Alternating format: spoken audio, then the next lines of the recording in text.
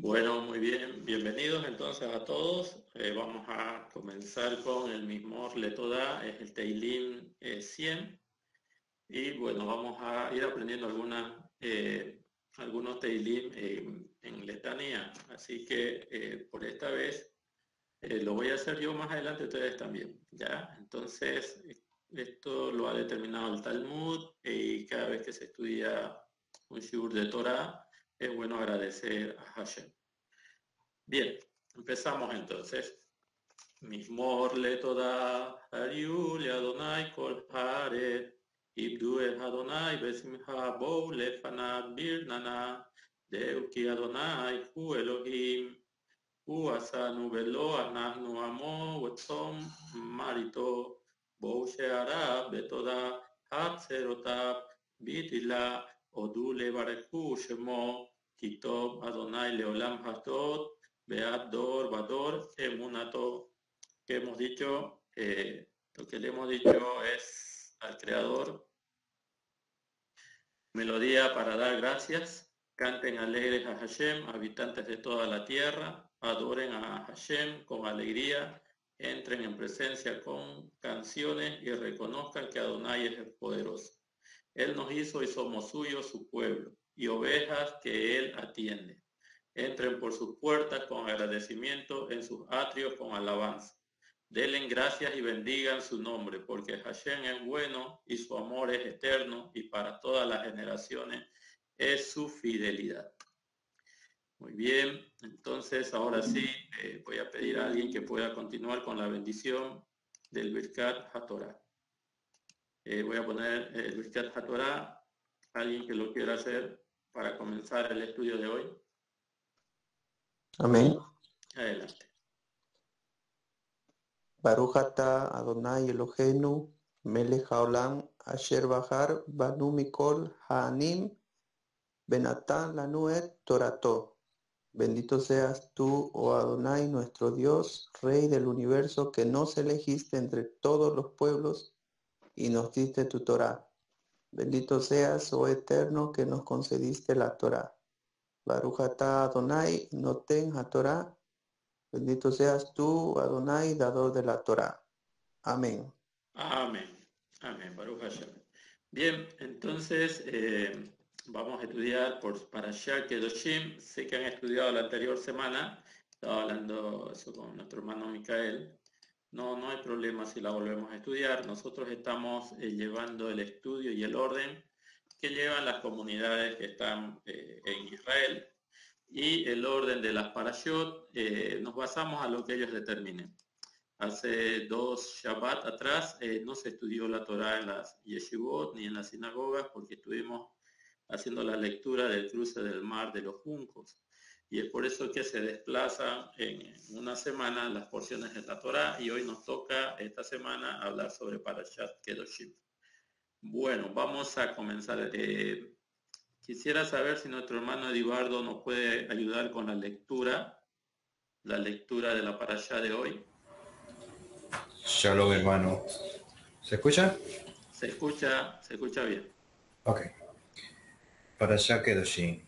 El Eterno habló a Moshe diciendo: háblale a toda la asamblea de los hijos de Israel y diles: santos seréis, pues yo soy santos, el Eterno vuestro Elohim. Todos los hombres a vuestro padre y a vuestra madre temeréis, y mis Shabbats obedeceréis. Yo soy el Eterno, vuestro Elohim. No tornéis hacia los ídolos y no os hagáis dioses fundidos. Yo soy el Eterno vuestro Elohim. Cuando sacrifiquéis una ofrenda festiva de paz para el Eterno, la sacrificaréis para que halléis gracia. El día que la sacrificaréis será comida, y al día siguiente, y todo lo que sobra hasta el tercer día se quemará en el fuego. Pero si fuere comida al tercer día, será rechazada, no será aceptada. Cada uno de los que la coman cargará con su iniquidad, pues ha profanado lo que es sagrado para el Eterno, y esa alma será apartada de su pueblo. Cuando recolectéis la cosecha de vuestra tierra, no recogeréis completamente las esquinas de vuestro campo, ni recogeréis las espigas caídas. No tomaréis las ramas no crecidas de vuestros viñedos, ni recogeréis el fruto caído de vuestros viñedos. Al pobre y al prosélito se los dejaréis. Yo soy el Eterno, vuestro Elohim. No robaréis, no negaréis falsamente y no os mentiréis mutuamente. No juraréis en falso por mi nombre, profanando así el nombre de vuestro Elohim. Yo soy el Eterno. No enseñaréis a vuestro prójimo y no robaréis. La paga del asalariado no permanecerá en tu poder toda la noche hasta la mañana. No maldeceréis al sordo y no pondréis estorbo delante del ciego. Temeréis a vuestro Elohim. Yo soy el Eterno. No pervertiréis la justicia, no favoreceréis al pobre y no honraréis al grande. Con rectitud buscaréis a vuestro prójimo. No seréis difamador entre vuestro pueblo. No os quedaréis de pie sin intervenir mientras se derrama la sangre de vuestro prójimo. Yo soy el Eterno. No odiaréis a vuestro hermano en vuestro corazón. Reprenderéis a vuestro prójimo y no cargaréis con un pecado por su causa. No tomaréis venganza y no guardaréis rencor contra los miembros de vuestro pueblo. Amaréis a vuestro prójimo como a vosotros mismos. Yo soy el Eterno. Obedeceréis mis decretos. No aparearéis vuestro animal con otra especie. No sembraréis vuestro campo con semilla mezclada, y la vestimenta, que es una mezcla de fibra combinadas, no estará sobre vosotros. Si un hombre yace carnalmente con una mujer y ella es una esclava que fue designada para otro hombre y no ha sido redimida ni se le ha concedido libertad, habrá una investigación. No será condenada a muerte, pues no ha sido liberada. Él traerá su ofrenda de culpa al Eterno a la entrada de la tienda de la reunión, una ofrenda de culpa de un carnero. El sacerdote le procurará la expiación por el pecado que cometió con la ofrenda de culpa del carnero ante él, y el pecado que cometió le será perdonado. Cuando viniereis a la tierra y plantéis cualquier árbol frutal, consideráis a sus frutos prohibidos durante 3 años, os serán prohibidos, no se comerán. El cuarto año, todos sus frutos serán santificados para loar a el Eterno. Y el quinto año podréis comer sus frutos para que aumenten su cosecha para vosotros. Yo soy el Eterno vuestro Elohim. No comeréis sobre la sangre, no practicaréis la brujería y no creeréis en momentos de suerte. No cortaréis el borde del cuero cabelludo y no destruiréis el borde de la barba. No haréis cortes en vuestra carne por los muertos y no os practicaréis tatuajes. Yo soy el Eterno. No profanaréis a vuestras hijas para que se prostituyan, para que la tierra no se vuelva ruin y la tierra no se llene de depravación. Mis Shabbat observaréis y mi santuario veneraréis. Yo soy el Eterno. No tornéis hacia la brujería de los Obot y los Idomim. No busquéis contaminaros por medio de ellos. Yo soy el Eterno, vuestro Elohim. En la presencia de un anciano os levantaréis y honraréis la presencia de un sabio y reverenciarás a nuestro Elohim. Yo soy el Eterno. Cuando un prosélito habite en vosotros, en vuestra tienda, no os burléis de él. El prosélito que habite con vosotros será como un nativo entre vosotros, y lo amaréis como a vosotros mismos, pues fuiste extranjero en la tierra de Egipto. Yo soy el Eterno vuestro Elohim. No pervertiréis la justicia en medidas de longitud, peso o volumen. Tendréis balanzas correctas, pesos correctos, medidas secas correctas y medidas líquidas correctas. Yo soy el Eterno, vuestro Elohim, quien os sacó de la tierra de Egipto. Observaréis todos mis decretos y todas mis ordenanzas, y las realizaréis. Yo soy el Eterno. De Bari Hashem. De Bari Hashem. Baruch Hashem. Bien. Vamos a comenzar entonces tratando esta porción de la Torá. Esta porción de la Torá es una de las, bueno, todas son importantes, pero esta porción de la Torá tiene muchas leyes. Al considerarse que tiene muchas, vamos a decir, muchos preceptos, también representa que nos puede elevar mucho a cada uno de nosotros. Entonces, es interesante estudiarla. Hablábamos eso con un hermano, me dice, yo ya estudié la porción Kedoshim la anterior semana, qué bueno, porque ahora la voy a volver a estudiar, y cada vez que estudiamos más esta porción de la Torá, nos vamos a acercar un poquito más a lo que representa la Kedushá o la santidad. Y bueno, para empezar este estudio, es bueno que nosotros sepamos que Kedoshim viene siempre a Hareimot. ¿Alguien se acuerda qué significa Hareimot? ¿Qué es lo que representa? ¿Cuál es el simbolismo de Hareimot? ¿Cómo se traduce Hareimot al español? ¿Quién se acuerda? Hareimot significa después de la muerte. Y generalmente en años regulares, Parashat Hareimot y Kedoshim se estudian juntas. Generalmente, estas dos porciones se estudian en un mismo Shabbat.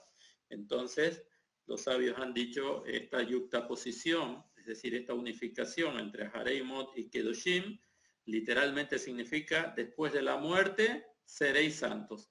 Y es el mensaje, es uno de los mensajes que tienen los rabinos para nosotros, porque la santidad que cada uno de nosotros va a adquirir a lo largo de esta vida, es decir, cumpliendo las misbot, solamente se va a poder llegar a evaluar o se va a poder llegar a determinar después de que muramos.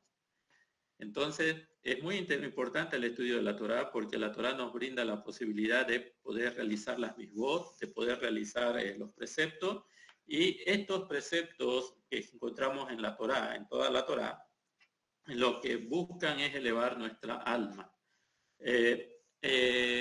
Si hay un estudio que he querido dar, esperemos que más adelante se pueda hacer. Hay que buscar otro espacio para difundir otro tipo de enseñanza. Tenemos, la parashá está muy bien, algunos principios que estamos estudiando también están muy bien, pero hay unos conceptos que son interesantes que también lo podamos estudiar. No lo podemos hacer en este horario de la parashá, pero uno de los aspectos en lo que tal vez a nosotros nos falta profundizar es conocernos a nosotros mismos, cómo estamos constituidos, qué áreas de nuestra vida se conectan con el mundo material, qué áreas de nuestra vida se conectan con el mundo espiritual, cuáles son de esas partes espirituales las que sirven directamente de unificación con el Eterno. Y bueno, decíamos que las misbot, así como el alimento físico va a ser algo necesario para el cuerpo que se mueve en un mundo que está sujeto al tiempo y al espacio, hay un alimento que es para el alma, y esas son las misbot que llegamos a hacer. El ser humano, a saber, está constituido de un cuerpo y de una parte espiritual. La parte espiritual a su vez se subdivide no vamos a decir en partes, pero sí hay niveles en nuestro ser interior, por ejemplo, el nefesh y la neshama, el ruach y la yehida. Estos 5 elementos, cuerpo, nefesh, neshama, ruach y yehida, es lo que nosotros tenemos que llegar a entender, cómo opera y cómo funciona en nuestro ser interior. Cuando nosotros realizamos una misbot, el propósito que tienen las misbot es alimentar nuestra nefesh y poder mantener una unificación a través de nuestro ruach con Hashem. Entonces, así como usted necesita comer alimento físico para fortalecer su cuerpo, usted necesita practicar las misbot para alimentar su nefesh, su neshama, su ser interior, la parte que se conecta con el Creador. En ese sentido, Aharei Mot, después de la muerte, y Kedoshim, después de la muerte seremos santos. Lo que quiere decir es que, de acuerdo a cómo tú vivas en este mundo, de acuerdo a cómo tú vayas desarrollando tu vida en relación a la observancia de la Torá, tu nivel de santidad se va a elevar. Y la única manera de poder llegar a saber cuán elevados estamos en el nivel de la Kedushá, de la santidad, es cuando morimos, cuando somos juzgados por el Boré Olam, el creador del mundo. Entonces, es muy interesante estudiar esta porción de la Torá Kedoshim y como su nombre dice, esta porción Kedoshim significa santos. Y tiene que ver con el pasaje que tenemos nosotros en Vayikra 19:2, cuando dice, háblale a toda la asamblea de los hijos de Israel y dile, Kadosh seréis, o Kadosh Tahiyu, seréis Kadosh, pues yo soy Kadosh, el Eterno, vuestro Elohim. Entonces, cuando dice, habla toda la congregación de los hijos de Israel, esto nos enseña que este pasaje fue dicho a toda la asamblea, de toda la congregación de Israel, porque la mayoría de las enseñanzas fundamentales de la Torá van a depender del entendimiento que pueda recibir la comunidad. Es decir, hay pasajes en la Torá que, por ejemplo, de seréis santos, va a traer un llamado a ser un poco más responsables con lo que nosotros actuamos, con lo que nosotros somos. Entonces, cuando dice seréis santos, el término santos o kadosh significa apartados, pero tenemos que tratar de aterrizar un poquito más. ¿Apartados de qué? ¿Apartados para qué? Y bueno, podemos decir que una persona que viene a formar parte de la comunidad de Israel tiene que apartarse de la inmoralidad sexual, tiene que apartarse del pecado, porque donde quiera que uno encuentra, por así decir, vamos a decir, un impedimento para poder vivir la santidad, es que hay una abertura para la inmoralidad sexual. Entonces, nosotros debemos encontrar barreras, límites, para que en esa área, por lo menos, también nosotros nos mantengamos en pureza. Entonces, cuando nosotros ponemos límites a la inmoralidad, la inmoralidad sexual, entonces podemos encontrar nosotros Kedushá. Un ejemplo, por ejemplo, hoy, y esto siempre lo comentamos, los jóvenes de esta generación,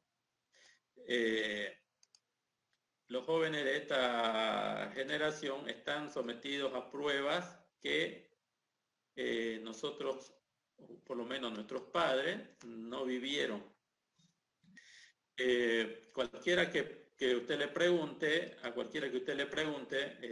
siempre le va a decir que años anteriores había más santidad, la gente era más recatada, era más inocente para el pecado, y nosotros lo podemos notar. Me acuerdo cuando yo iba al colegio, los profesores, bueno, por lo menos en Bolivia, estoy hablando de los años 90 por ahí, los profesores exigían que las alumnas vayan con faldas largas.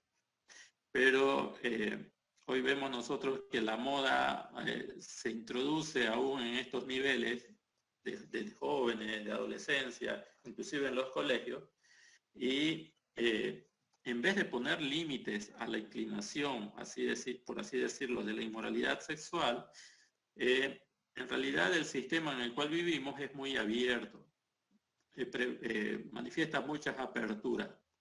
Y por eso es interesante que en esta parashá se va a hablar acerca de los padres y de cómo la santidad de los hijos depende mucho de los padres, porque lo que se quiere es consagrar a los hijos.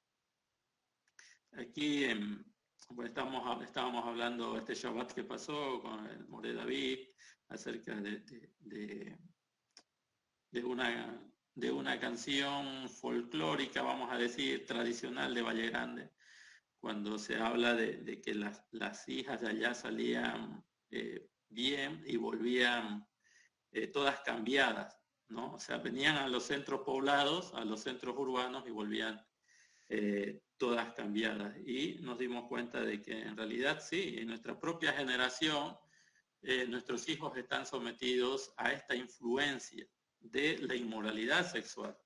Hoy cada vez la vestimenta, mientras más transparente, mientras más corta, mientras muestre más piel del cuerpo, innecesariamente muchas veces cuando cortan los jeans, cortan las blusas para que se vea la piel de las personas. Entonces vemos que la sociedad no está poniendo límites a la inmoralidad. Y aunque las personas no practiquen la inmoralidad, lo que están transmitiendo a las generaciones futuras, es decir, a los más chicos, es que mostrar el ombligo, mostrar la espalda hasta inclusive un poquito más abajo de la cintura de una mujer es normal, es algo normal. Pero dentro del pueblo de Hashem, Hashem nos recuerda de que tenemos que ser apartados de la inmoralidad sexual. Entonces, en nuestra formación o cuando usted forme a sus hijos o eduque a sus hijos, uno de los consejos que nos van a dar los sabios es para Parashat Kedoshim. Seamos apartados para el Eterno, seamos un pueblo diferente y no como los otros pueblos. Ustedes se acordarán que cuando estudiamos el libro de Shemot, Israel sale de la cautividad de Egipto gracias al mérito de los Leví o al mérito de los hijos de Israel. ¿Por qué? Porque los hijos de Israel se caracterizaron por tres cosas. Una de ellas es que no cambiaron sus nombres. Otra de ellas fue porque estudiaban la Torá, esto específicamente la tribu de Leví. Y otra de las características que nos dicen los sabios, por los cuales Israel tuvo el mérito de salir de Egipto, fue en algunos casos por la forma en cómo se vestían. No era, al principio no era lo mismo ver a un egipcio que a un Bene Israel.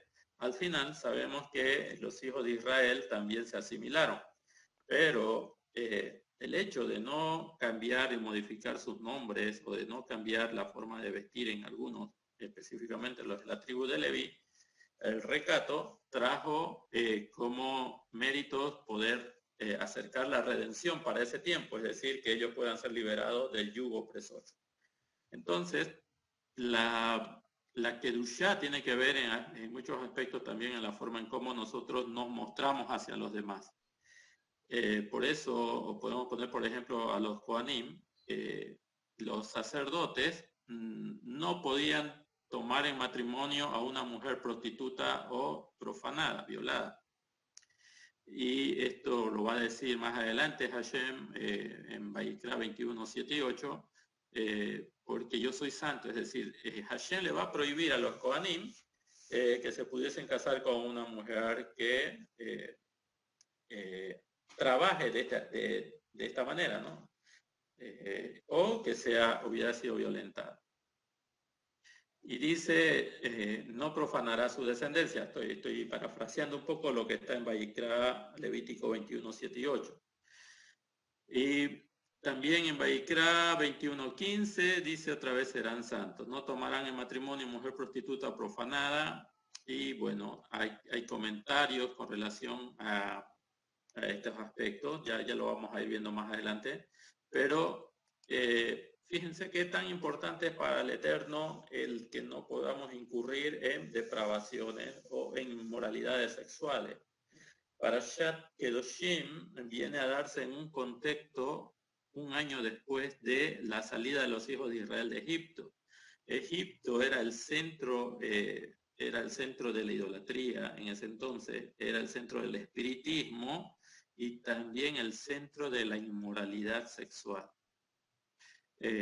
Nosotros sabemos, por lo que hemos estudiado, que en Egipto el concepto de familia estaba muy degradado. Un hombre podía poseer a una mujer y abandonarla y estar con otra mujer, engendrarle hijos y abandonarla, y las mujeres podían acomodarse con cualquier hombre, es decir, que no había el compromiso del matrimonio. Esa era la vida en Egipto. Los egipcios tenían muchas mujeres y tenían muchos hijos, pero no tenían un hogar. Y ese era para ellos, para la cultura egipcia, eso era normal, era lo más normal, era su cultura, la inmoralidad era su cultura. ¿Por qué las naciones odian a Israel? Las naciones van a venir a odiar a Israel porque Hashem les entrega la Torá, y en la Torá lo que Hashem hace es entregarle un código moral a Israel, y cuando las demás naciones ven que Israel, por ejemplo, no practica la inmoralidad sexual, entonces se enojan contra Israel y quieren destruirlo, quieren aniquilarlo. ¿Cuál fue la maldad de Israel? Simplemente demostrar la moralidad, demostrar los valores morales que Hashem exige de su creación. Entonces, cuando dice, habla a los hijos, háblale a toda la asamblea de los hijos de Israel y dile, Kadosh Tahiyu, santo seréis, pues yo soy santo. Tenemos que ver esos aspectos también. Ser Kadosh hasta en la forma de hablar, ser Kadosh hasta en la forma de hacer negocios, ser Kadosh, ser diferentes, es decir, ser apartados en la forma de cómo conducimos nuestra economía, ¿no? Una persona que no está consagrada al Eterno no prioriza las cosas espirituales aún dentro de su economía. Una persona que no está en esos niveles de separación para el servicio del Eterno, aún en su economía no puede manifestar esa consagración. Y bueno, nosotros somos llamados a ser santos. Cuando usted separa un maaser, una seraká, cuando usted separa un bikurim, una primicia, o cuando usted separa una ofrenda, usted está a lo material que Hashem le entregó, le está agregando kedushá. Y esa kedushá se va a manifestar en, vuelvo a reiterar, un alimento en los niveles de la neshama, en los niveles de nuestro ser interior. ¿Ya? Entonces, la neshama, a diferencia del nefesh, voy a poner un ejemplo. Ustedes ven a los animalitos, ¿no? Los animalitos cuando tienen necesidad de comer, comen. Cuando tienen necesidad de aparearse, ahí no se fijan si son hermanos, si es con su madre, si es entre ellos mismos, entre la misma manada, no pueden, ellos no pueden razonar. Entonces, los animalitos no tienen neshama, tienen nefesh. El ser humano, cuando no practica la misbot, en realidad lo que se está manifestando, lo que está gobernando, perdón, ¿qué dice? Perdón. Alguien escribió algo, dice aquí, Shalom, el versículo 27 habla de no recortar su pelo. Este precepto. No, después hablamos de eso, estimado, estamos todavía en el verso 2. Entonces, lo que nosotros tenemos que ver es que el nefesh muchas veces puede gobernar nuestras acciones cuando nosotros no lo fortalecemos con las misbot. En otras palabras, así como los animalitos tienen el impulso de aparearse, aunque ustedes no lo crean, muchas personas estando casadas, inclusive teniendo familia, ven a una mujer que tiene una belleza física, y ese impulso que ellos tienen de codiciarla en su interior para poseerla, no proviene de su neshama, proviene del nefesh, de un nivel más bajo. El nefesh es lo que va a decir, o lo que se va a tratar más adelante como las obras de la carne, es decir, el deseo para satisfacer los placeres del cuerpo, simplemente. Los placeres no son malos. Cuando usted desea comer una fruta y la come, no es un neshama, es un nefesh. Pero eso no le trae nada negativo a su cuerpo, salvo que sea algo que vaya en contra de su salud. Pero cuando usted sabe que algo es malo, pero aún así lo hace, entonces no es una neshama la que se está manifestando, es un nefesh, es su instinto, vamos a decir, es el instinto que en los animales se manifiesta constantemente. Muchas veces también se puede llegar a manifestar en el ser humano, ¿ya? Y es por eso que nosotros debemos conocernos, porque la Neshama se encuentra muy debilitada al no consagrarnos al Eterno con la aplicación de las mitzvot. Y es por eso que muchas veces vamos a encontrar a muchos líderes, a muchas personas, inclusive dentro del judaísmo, que cuando, inclusive enseñando la Torá, llega un momento en que a ellos se los ve que cayeron en placeres corporales, es decir, deseos corporales que ya no les estaban permitidos. En el mundo católico, en el mundo cristiano, hay muchos ejemplos, pero hace unos años, a un grande de la comunidad de Breslev, creo que ustedes se habrán podido enterar, creo que fue hace unos 3 años, metieron preso a uno de los líderes de este movimiento hasídico en Israel. Estoy hablando de Israel. Él era del movimiento Breslev hasídico y lo metieron preso porque él asesinó a varias personas y cuando descubren que él era un asesino, le estaba enseñando Torah. O sea que muchas veces no es simplemente aparentar que uno es parte del pueblo de Hashem, sino que uno constantemente tiene que alimentar su Neshama de las misbot, fortalecer la Neshama para que la Neshama controle el Nefesh y el Guf, el cuerpo. Y eso solamente lo van a traer la aplicación de las misbot. Una persona que practica las misbot es una persona que domina todo su cuerpo, y es a lo que se va a referir Santiago o Jacob, el hermano de Yehoshua, que en realidad un hombre fuerte es aquel que sabe refrenar su lengua. Es aquel que sabe que la lengua, siendo un miembro muy pequeño, puede traer condenación muy fuerte para la persona que no pone freno a ese músculo tan pequeño, ese miembro tan pequeño que nosotros tenemos, pero alegóricamente, como dice Jacob, va a encender la rueda de la creación, ¿no? va a inflamarla, es como echarle combustible a un fuego que está preparado para consumir.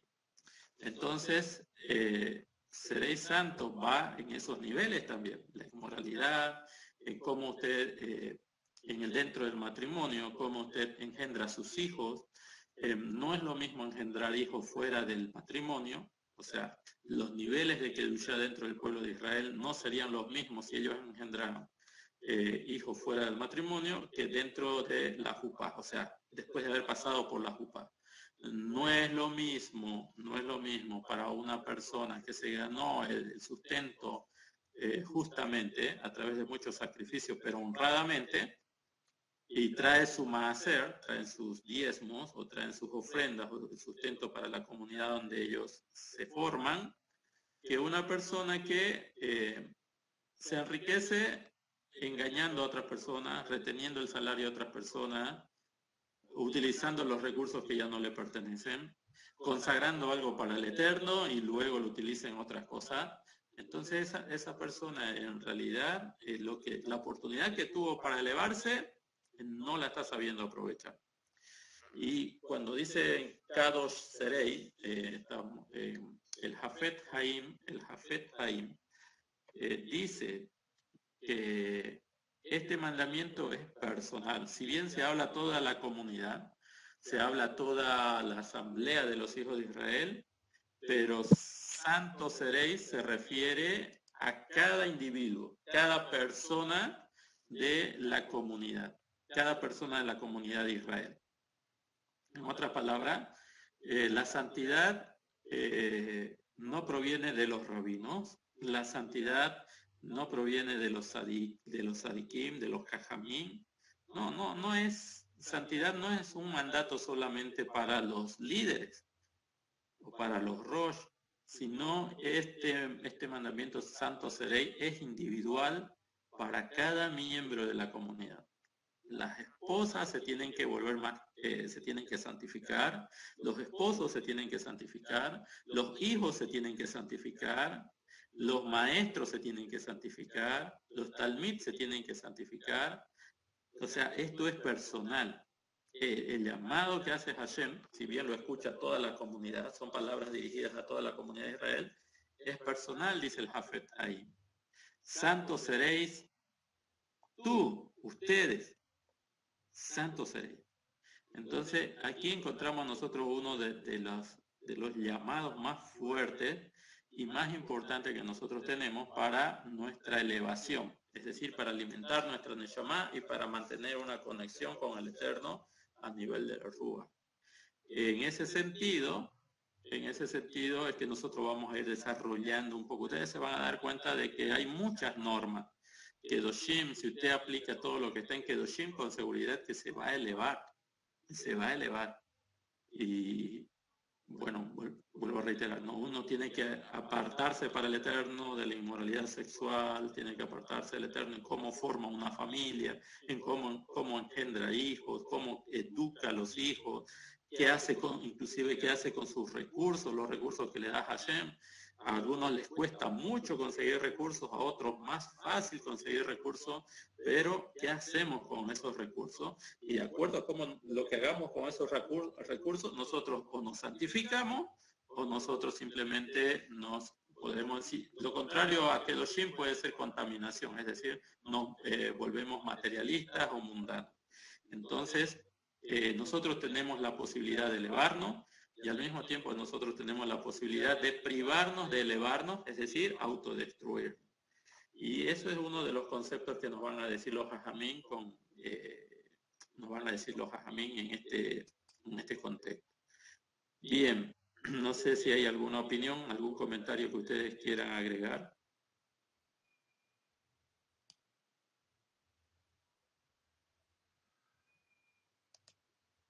Ok, entonces pasamos al paso número 3. El paso número 3 va a decir lo siguiente.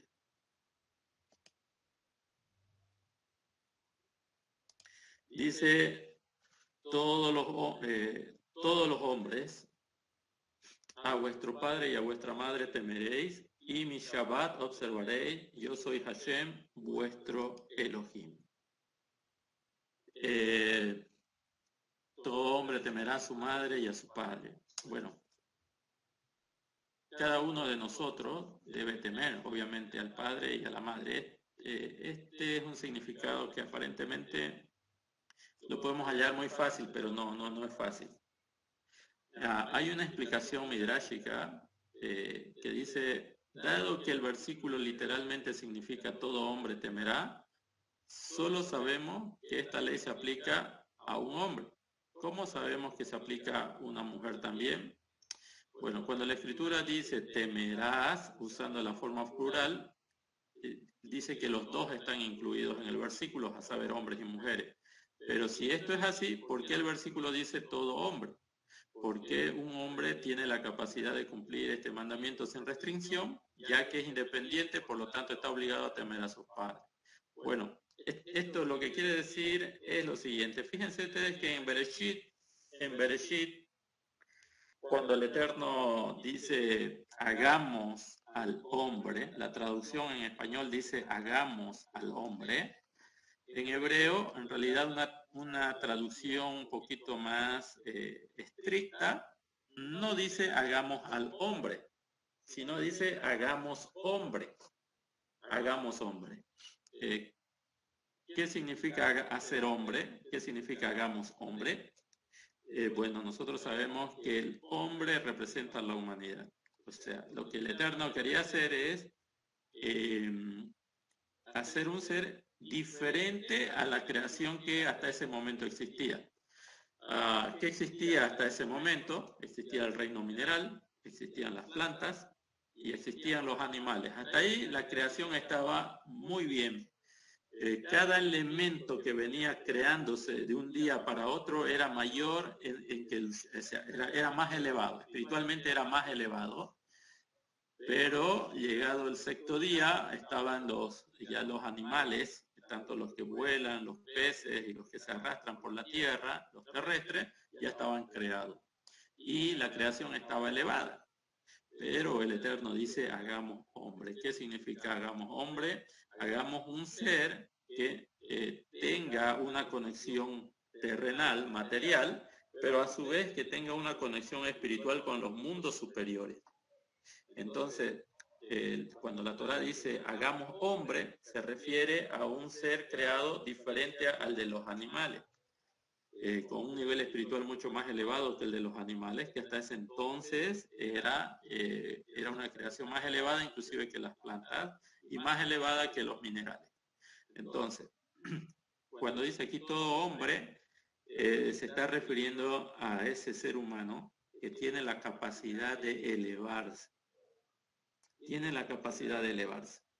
Tiene la capacidad de distinguir, de razonar, de hablar, de transmitir su pensamiento y de actuar de acuerdo a su elección. Los animalitos, vuelvo a reiterar, muchas veces no pueden elegir. Cuando les da hambre, ¿qué hacen? Comen. Cuando les da ganas de aparearse, ¿qué hacen? Se aparean. Lo hacen a vista de todas las personas, aunque ellos pueden sentir un sentimiento como de vergüenza, pero lo hacen porque su instinto los impulsa. Entonces, hagamos hombre significa hagamos un ser que sepa gobernar sobre sus emociones, que no actúe como los animales. Bueno, ese mismo término es lo que nos quería decir el Midrash aquí, cuando dice todos los hombres, no hace acepción aquí de varón y mujer, sino simplemente habla de ese término, hombre, un ser superior espiritual. Y en este caso puede ser tanto varón como hembra. Entonces, lo que aquí está diciendo, que temerá a su padre, puede aplicar tanto al varón como a la mujer. Bien, cuando la Escritura menciona a la madre antes que al padre, es porque el Eterno está al tanto del hecho de que un niño teme a su padre más que a su madre, y por tanto, al mencionar a la madre primero, la Escritura enfatiza el deber de temerla también. Es decir, fíjense ustedes que una mamá siempre es un poquito más permisiva con el hijo, ¿no? Y el papá siempre se lo ve como el rigor. La mamá es la bondad, el Gesed, y el papá es el rigor, es Geburah. Entonces, el hijo siempre tiende a temer más al padre que a la madre. Es por eso que aquí la Torah trata de equilibrar eso, trata de encaminar esto en el ser humano y dice que todo hombre, o sea, varón o mujer, temerá también a su madre. O sea, temerá a su madre y a su padre. Bueno, a su madre también debe mostrarle sumisión. ¿Ya? Eso es lo que nos quiere decir aquí la Torah. Entonces, cuando la Escritura enfatiza el deber de temer a la madre, es en el caso de honrar a los padres. La Escritura va a mencionar al padre antes que a la madre porque se sabe que un hijo honra a su madre más que a su padre. Bueno, esto lo vamos a ver nosotros por ejemplo, en Shemot, en los 10 mandamientos, se dice, no, honra a tu padre y a tu madre. Honra a tu padre y a tu madre.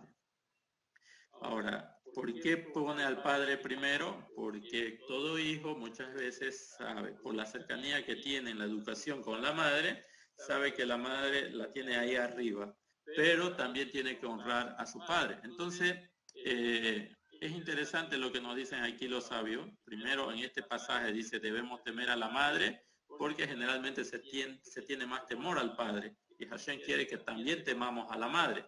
Y cuando se habla de la honra, todo hijo sabe que a la mamá se merece respeto en el sentido de enaltecerla, pero la Torah también va a equilibrar eso en la misma que dice honra a tu padre. Es decir, si sabemos que se honra a la madre, Hashem también quiere que se lo honre al padre. Es decir, que también nosotros podamos, por sobre todo, exaltar nuestras cualidades para traer, vamos a decir, una alabanza a nuestros padres, en el sentido masculino. Entonces la Torah va a jugar con esos dos términos. Cuando se trata de temor, pone por delante a la madre, y cuando se trata de honra, pone por delante al padre. Es más o menos lo que quiere decir el Midrash. Luego, dice, guardaréis mi Shabbat. Bueno, la Escritura va a yuxtaponer este mandamiento de observar los Shabbat con el temor del padre, el temor a la madre y al padre, para afirmar que todo esto tiene un principio, ¿no? Aunque se ha advertido acerca del temor al padre, sin embargo, se dice que no deben profanar el Shabbat. Ahora, una persona que, vamos a decir así,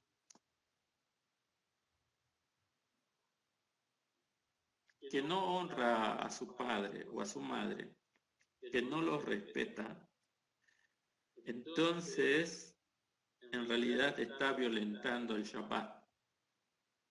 ¿En qué sentido? Una persona que no sabe guardar el honor, el respeto, la honra, el temor dentro del hogar, no está capacitado también para temer a Hashem. No está capacitado también para honrar a Hashem. Por eso es que la Torah Yukta pone estos dos ejemplos.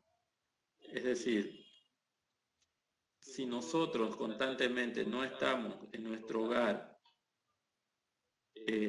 dándole el honor, dándole la honra debida y el respeto debido a nuestros padres, lo más seguro que con el tiempo no vamos a tener la fortaleza de honrar a nuestro Padre Eterno, guardando su Shabbat. Por consiguiente, debemos temer a nuestra madre y a nuestro padre y honrar a nuestro padre y a nuestra madre, porque esto se compara a la observancia del Shabbat. ¿Quién lo afirma? Hashem. Entonces, algo que debemos ir nosotros entendiendo es ese aspecto. Yo no puedo comportarme de una manera en Shabbat, o sea, voy a llegar a la yeshiva, a la sinagoga o a la comunidad en Shabbat, supuestamente a someterme al Eterno, cuando en toda la semana en realidad no he podido manifestar en mi familia, en mi hogar, una sujeción a las autoridades. No tiene sentido. Entonces, el que no teme a su padre, a su madre, perdón, el que no teme a su madre y a su padre, el que no honra a su padre y a su madre, con el tiempo también va a profanar el Shabbat. Es como que si profanase el Shabbat. Entonces, muy interesante, una manera de poder ser Kadosh es observando el Shabbat, pero el Shabbat no, la observancia del Shabbat no va a tener un efecto de Kedushá si nosotros hemos sobrepasado por lo que es el temor y la honra tanto a nuestro padre como a nuestra madre. Porque el Shabbat, ¿qué es eso? ¿Qué significa el Shabbat? Darle la honra y el temor que se merece Hashem. Y si Hashem toda la semana nos va a poner a prueba con nuestros padres y no pasamos la prueba, entonces llegado el Shabbat estaríamos como que profanándolo. O sea, no vamos a poder cumplir con honrar a Hashem. Es decir, una persona que sobrepasa la autoridad de su padre, en realidad se va a considerar dentro de la comunidad por esta semejanza o por esta comparación como que si profanase el Shabbat. Ok. Bueno, no sé si hay alguna consulta, una pregunta o algún comentario adicional en relación a esto.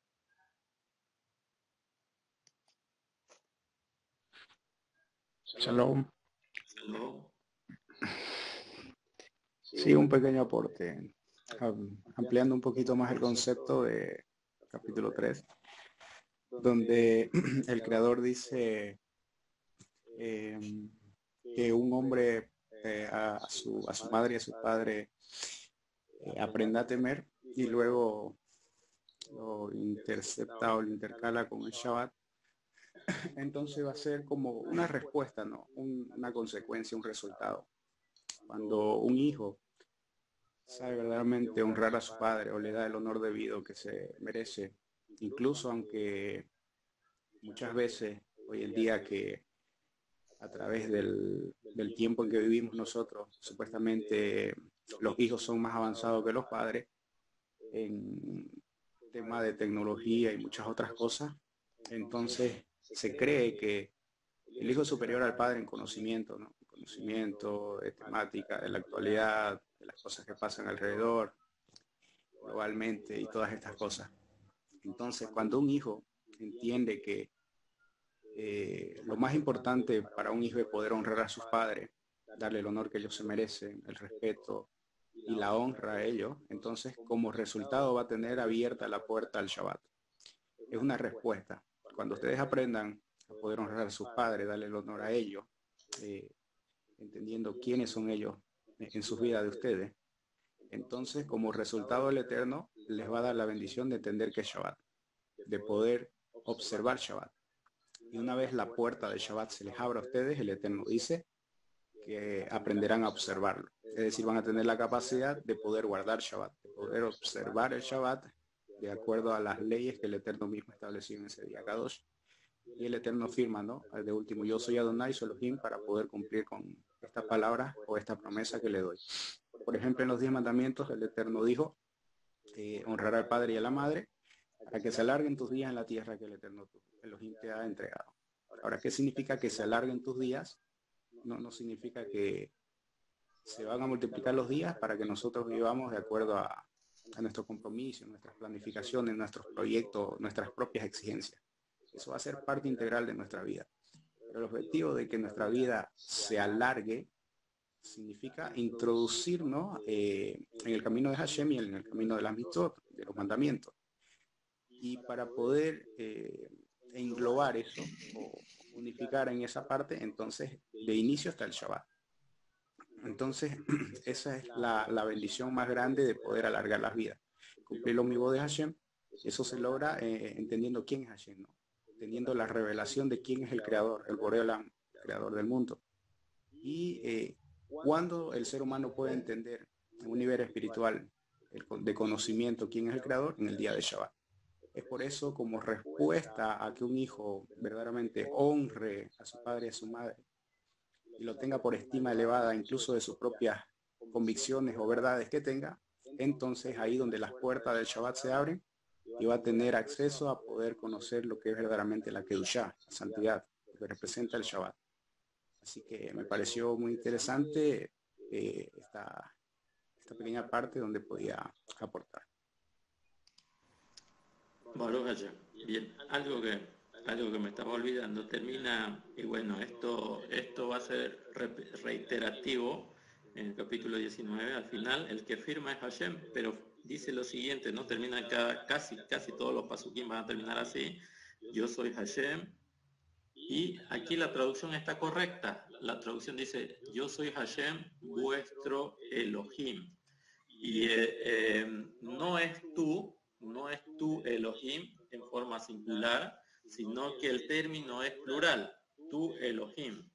Y como estábamos viendo, el aspecto de temer al padre y a la madre y al padre, o honrar al padre y a la madre, es decir, que esto va a enfatizar tanto la relación del padre con el hijo, que es lo que van a decir los sabios, que donde está esta expresión de vuestro Elohim, es como si estuviera hablando de un tú en plural, es decir, que está dirigiéndose tanto al padre como a la persona, al hijo.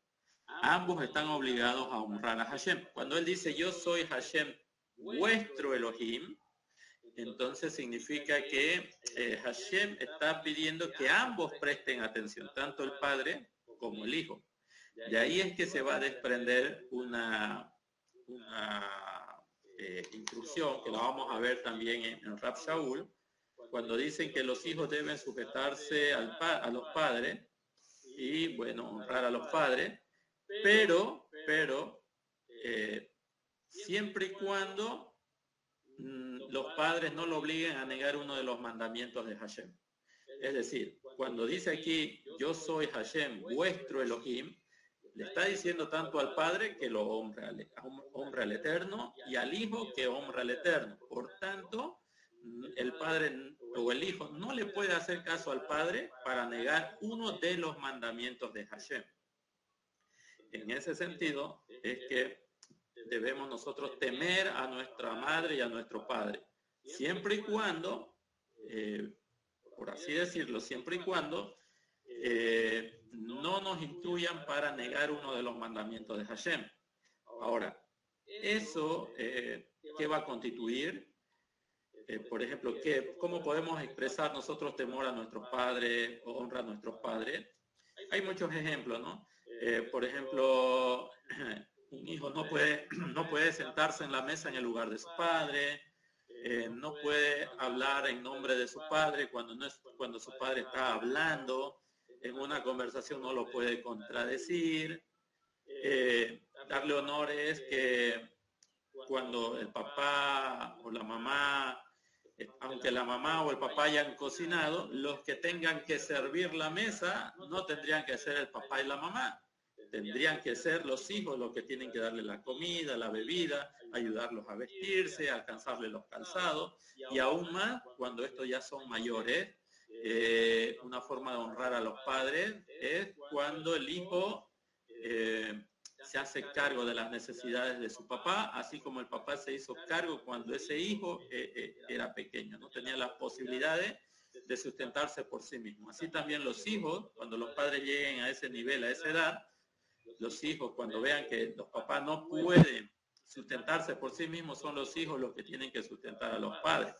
Entonces, cuando dice yo soy el Señor vuestro Elohim, que es la traducción correcta en este capítulo, vuestro Elohim, entonces significa que sí debemos honrar a nuestros padres, sí debemos temer a nuestros padres, pero siempre y cuando ellos que están escuchando, o sea, tanto el padre y el hijo como están escuchando este precepto, el padre no le ponga impedimentos a su hijo para que éste no cumpla con la Torah. Bueno, vamos a pasar ahora al pasuk número 4, y ahí dice... Sí,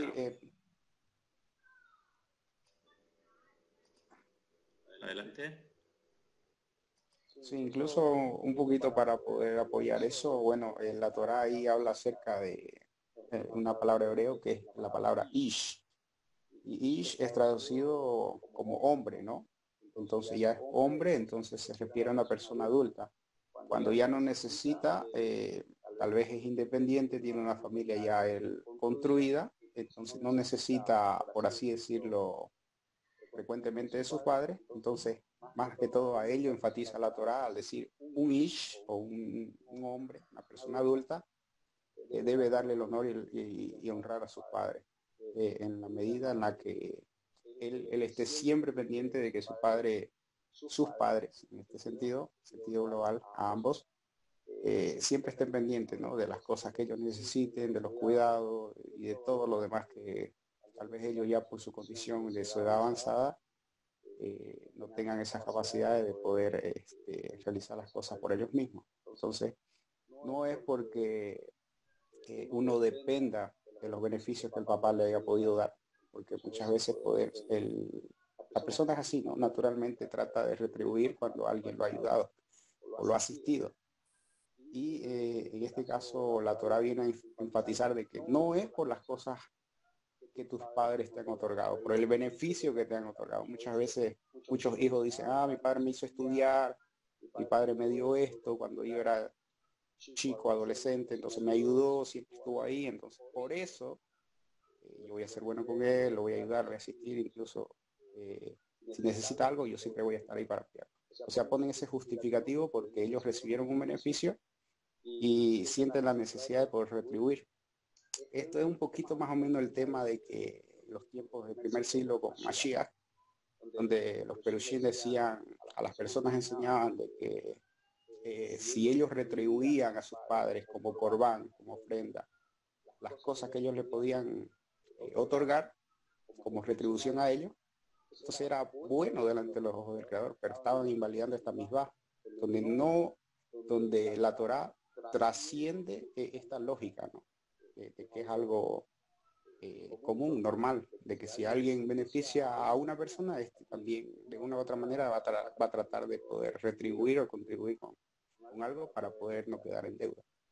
Entonces la mitzvah aquí trasciende y es eterna, donde incluso si el padre o la madre no fueron personas correctas, ya que nosotros, por ejemplo, en este tiempo estamos en el Galut, estamos en el exilio, no estamos en Israel, no vivimos en un nivel de Kedushá muy alto, no tenemos la Torá todos los días de nuestra vida, estamos esforzándonos por poder estudiarla, por cumplirla, por guardarla, por conocerla. Entonces muchas veces tal vez nuestros padres no van a actuar de la manera correcta, delante de acuerdo a la Torá, ¿no? Pero nosotros debemos, el respeto, el honor que se le debe al padre es saber cuándo hablarle, cómo decírselo, de qué manera, buscar la manera de no dañarlos a ellos, ni emocionalmente, ni intelectualmente, tratar de que nuestras palabras sean lo más flexibles posibles, donde ellos no se sientan humillados o no se sientan avergonzados por las cosas que nosotros le querramos enseñar o decir. Entonces, todo eso engloba, ¿no? El respeto y el honor que se le da al padre. Y como comentaba, el Ish, el hombre, ya es una persona mayor, una persona adulta, incluso que puede tener hijos, nietos. Entonces, siempre recordar de que la misma es de honrar a los padres, es el camino verdaderamente a poder entender a Hashem y entender la santidad que Hashem transmite a este mundo, como lo es en el tema de la creación, donde el séptimo día es el Shabbat, ¿no? Entonces, engloba todo eso y allí enmarca lo que es el tema de la Kedusha, que es el tema de esta parasha. Y para poder también un poquito acerca del, escuché del rap Mike Benjo, de cómo un hombre puede temer a su madre y a su padre, qué es en sí el temor. El temor es, no es miedo, por ejemplo, al castigo, no es miedo cuando uno se equivoca a sentir ese temor, ese miedo que uno siente a veces normal, natural, que puede sentir, ¿no? A que el padre lo castigue, lo reprenda o le quite unos días de un privilegio o cosas semejantes, cuando el hijo es adolescente, joven, sino que dice él, en su comentario explicaba de que el temor es que quién verdaderamente es que el que conoce a un hijo es el papá y la mamá, o la mamá y el papá. Ellos son los que desde pequeño lo han criado y saben quién es su hijo, sabe las cosas que él hace, que no le gusta, que no le gusta, las cosas a cuales él aspira, hasta dónde él puede llegar y conoce su potencial, conoce hasta dónde es capaz su hijo de poder llegar, tanto sus fortalezas como sus debilidades, las cosas en las cuales él es débil y le cuesta. Todo eso el papá lo sabe, los padres, conocen y entienden. Ahora, cuando el hijo va creciendo y ya es una persona más madura, consciente de sus responsabilidades y compromisos, entonces ahí es donde la Torah viene y engloba el temor hacia ellos. Ahora, ¿qué es este temor? Comenta el Rab, ¿qué es este temor que puede sentir un hijo hacia sus padres? Es el temor de poder quedar avergonzado y fallarle delante de ellos. Es decir, el papá y la mamá saben hasta dónde yo puedo llegar, hasta dónde ya yo debería estar realizado y con todo ese entusiasmo, con toda esa inversión que ellos han hecho en nosotros, con toda esa confianza que ellos han tenido en nosotros para poder prepararnos en esta vida. Entonces, nosotros no saber retribuir a ellos de una manera correcta, de una manera donde verdaderamente nosotros seamos conscientes de la condición de ellos, entonces no retribuirle de esa manera. Y cuando, por ejemplo, ahí cuando uno ya es maduro y ahí comete los errores y sabe que esos errores pueden llegar a afectar, ¿quién? El hijo, el primero que no va a querer que se entere, que puede enterarse varias personas, pero los que no, el hijo no quiere que se enteren son los papás. Porque ¿qué va a hacer cuando los papás se enteren? Entonces va a decir, mi hijo, ¿cómo pudo llegar hasta este punto y caer tan bajo? Entonces, ¿qué va a sentir el hijo? Ahí se va a sentir humillado, va a sentir que le falló, ¿no? Y eso es lo peor, ese es el temor que un hijo no quiere que sus padres se enteren de lo que él pudo llegar a hacer las cosas tal vez de la mejor manera, pero en su vida tal vez él comete muchos errores y puede llegar a decaer en sus aspiraciones o en su formación, en su forma de vida. Entonces, de esa manera es el sentido de poder temer, ¿no? Porque la Torah viene a reafinar o poder moldear nuestras cualidades, nuestras capacidades. Entonces, el esfuerzo que nosotros ponemos en estas midot, en estas cualidades que tenemos nosotros internas, cada uno que conoce sus cualidades personales, entonces es ahí donde nos enfocamos y donde verdaderamente llegamos a un nivel de crecimiento tanto espiritual, también como en un nivel social, un nivel intelectual y emocional, porque la Torah viene a moldear todos los ámbitos de nuestra vida. Entonces, de la misma manera es con el Eterno, ¿no? El Eterno nos mandó a este mundo con todo un potencial de poder desarrollarlo, de poder crecer, de que ser grandes aquí en este mundo y de poder darle el honor a Hashem. El honor que Él se merece por cuanto Él nos ha revelado su nombre, nos ha revelado la Torá y nos ha revelado sus caminos a cómo seguir. Bueno, y es ahí donde nosotros cuando empezamos a fallar, entonces, ¿qué es lo primero? Nosotros mismos nos sentimos avergonzados por nuestras fallas delante del Creador, ¿no? El Creador confió en nosotros, vio nuestro potencial, entonces, ese es el temor que tenemos de que no presentarnos de una manera digna delante de Hashem y nuestra tefilá decirle, me esforcé tanto que, bueno, tal vez pude tener algunas desviaciones, pero en mi esfuerzo llegué a concretar alguna misbah, algún mandamiento y di el honor hasta donde yo pude hacerlo. Pero cuando nosotros nos dejamos de lado eso y preferimos complacer a nuestros deseos, entonces ahí, ¿no? La vergüenza de poder fallarle al Creador. Y ese es el temor que comparaba el Rab en el sentido de cómo un hijo debe temer a su padre y a su madre, al igualmente que poder temer al Creador.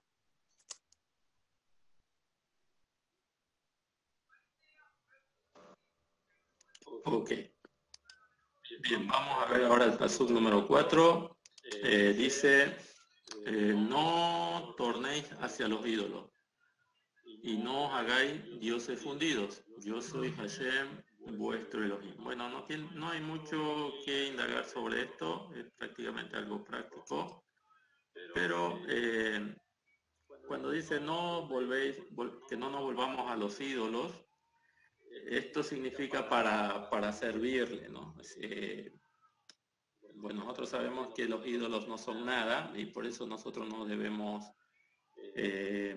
servirle. Ahora, como Hashem les está manifestando a este pueblo, que ha estado adoctrinado en la idolatría aproximadamente unos 210 años, a pesar de que ya salieron de Egipto, ya salieron de Misraim, del sistema, aún Hashem sabe que en lo que tienen que esforzarse para poder consagrarse al servicio exclusivo de él es precisamente en no tratar de volver a practicar lo que ellos aprendieron en Misraim o lo que ellos vieron que se hacía en Egipto. Ya después con lo que ocurrió con las 10 plagas, es decir, Hashem destruyendo a todas sus creencias y a todas sus deidades, ya sabemos nosotros que los ídolos de los egipcios no son nada.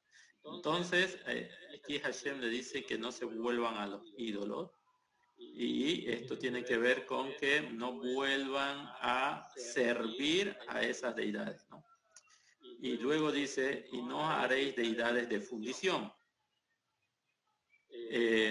Si bien al principio uno los puede considerar como ídolos sin valor, pero una persona que empieza a considerar esa forma de pensamiento, es decir, con la idolatría, eventualmente se va a llegar a constituir en una imagen, o se va a llegar a constituir, por así decir, en un elemento de fundición. Entonces, es interesante, pareciera que es algo psicológico que nos está diciendo aquí la Torá. No debemos volvernos a los ídolos, es decir, considerar a los ídolos como algo que pueden influenciar para bien o para mal en nosotros, porque eventualmente esa forma de pensar seguramente va a conducir más adelante a que alguien lo pueda tener como un elemento de fundición. Aunque el concepto de idolatría a lo largo de la historia en el pueblo de Israel ha pasado por ser un aspecto físico, esto lo vemos con los reyes de Israel y con los reyes de Judá. Ahora el aspecto de la idolatría va un poquito más interno, va en el aspecto un poquito más espiritual y de conciencia.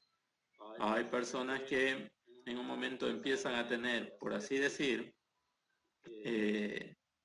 un concepto acerca de algo que ellos han experimentado y lo van a tener como un estándar de vida, siendo que muchas veces, y en esta porción de la Torá vamos a ver, Hashem lo prohíbe.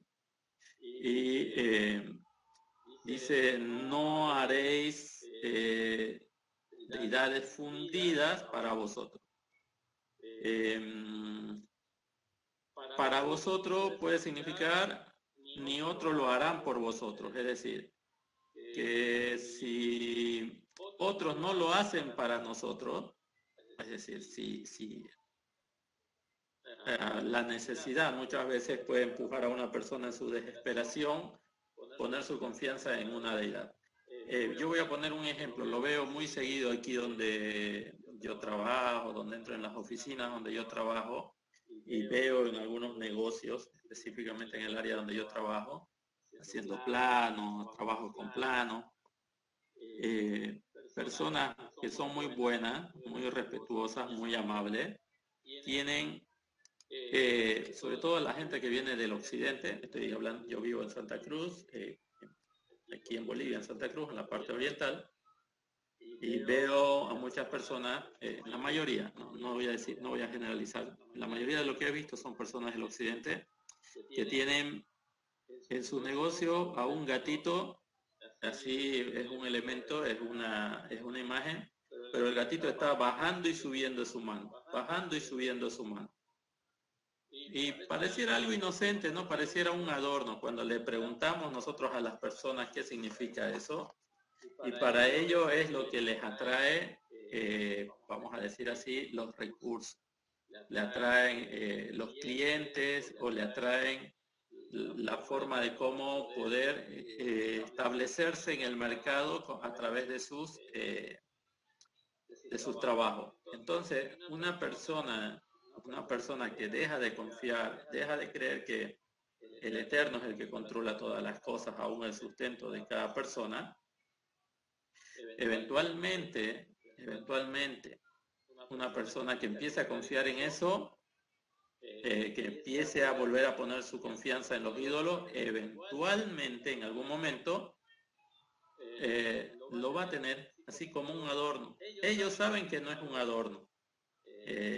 Tienen muchos nombres para algunos, pero los chinos, los coreanos, no sé si los japoneses, creo que los japoneses no creen en eso, pero sí los chinos, los coreanos, y mucha gente que ha empezado a creer en eso, tiene esos elementos ahí en sus negocios.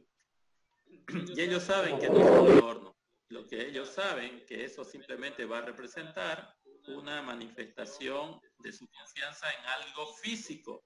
Y es contra lo que Hashem en esta misma le va a prohibir a lo que representan parte de su pueblo. Entonces, cuando dice para vosotros mismos, puede llegar a significar que aunque inclusive otros no lo hagan, muchas veces nosotros lo podamos llegar a hacer.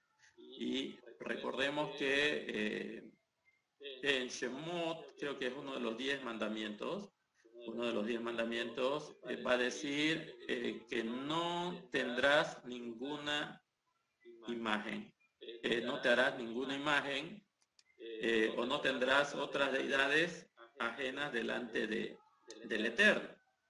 Entonces, debemos tener mucho cuidado con estas prácticas, debemos tener mucho cuidado con estas influencias.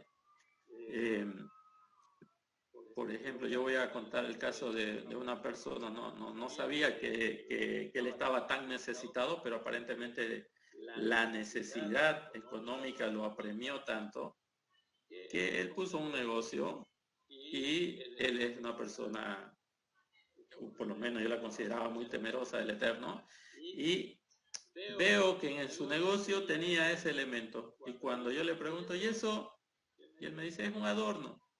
un adorno, se lo regalaron a mi hija, pero ya le expliqué, ¿no? Oye, pero me parece que esto va más allá de un adorno. Esto puede representar de que vos estás poniendo tu confianza en lo que creen los chinos, los coreanos y la gente que viene del exterior.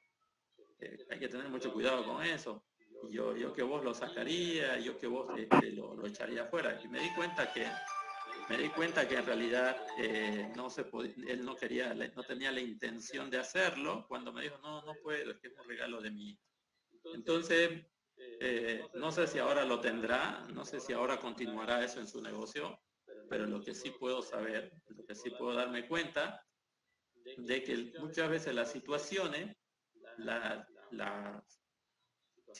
apremiantes pueden empujar a una persona a llegar a creer en esas cosas. Y bueno, eso dentro de la comunidad del pueblo de Israel, Hashem no lo permite. Por eso dice, no tornéis hacia los ídolos y no os hagáis dioses fundidos. Y otra vez dice, no, el Eterno, yo soy Hashem, vuestro Elohim. ¿Alguien quería aportar algo? Adelante.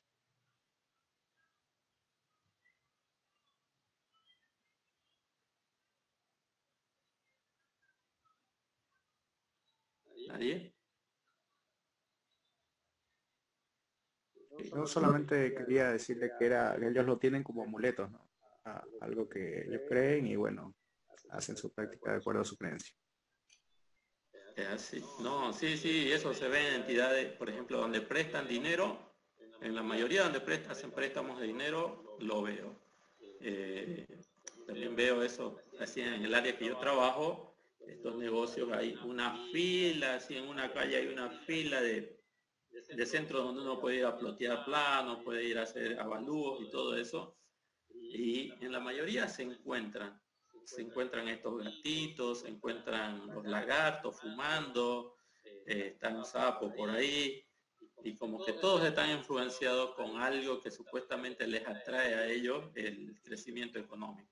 Hay otros, por supuesto, que no lo necesitan y no lo tienen. Qué bueno por eso, pero es algo que se puede ver como que fuese algo que influenciara para ellos para bien. Bueno, el pasaje del 5 dice, cuando hagas un corbán o de una ofrenda festiva de paz para el Eterno, la sacrificaréis para que halléis gracia. Este pasaje, bueno, está escrito seguramente para explicarnos que las ofrendas deben ser ofrecidas con la intención de que se coman dentro de ese tiempo. Porque si uno piensa que viene a fijar algún límite de tiempo, esto puede